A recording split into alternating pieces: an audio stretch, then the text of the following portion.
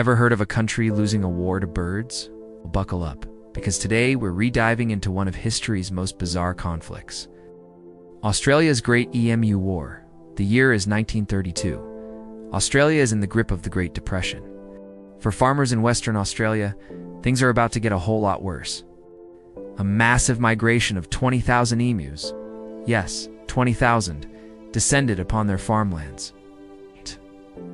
These giant flightless birds were like a feathered plague, trampling fences and devouring wheat crops with reckless abandon. The farmers, many of whom were ex-soldiers, were desperate. They pleaded with the government for help, and help arrived in the form of the Royal Australian Artillery. The plan seemed simple enough. A small contingent of soldiers armed with 2 Lewis machine guns and 10,000 rounds of ammunition would take on the Emu Army.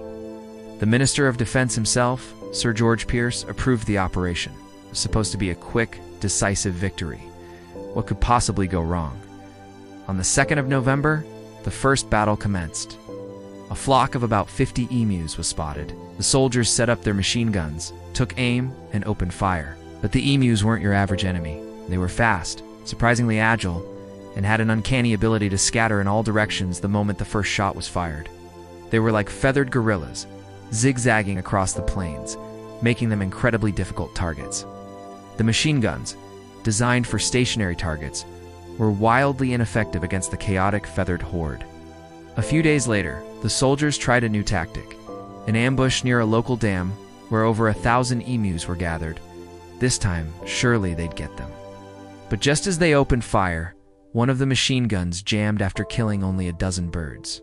The rest of the flock scattered, completely unfazed. The military commander, Major Meredith, was stunned. He reportedly said, "If we had a military division with the bullet-carrying capacity of these birds, it would face any army in the world. They can face machine guns with the invulnerability of tanks." After about a month of frustration, humiliation, and very few emu casualties, the Australian military officially withdrew. The press had a field day, mocking the entire operation. The final tally? The soldiers had used nearly 10,000 rounds of ammunition to kill, at most, a few hundred emus. It was a complete and utter failure. The humans had surrendered. The emus had won.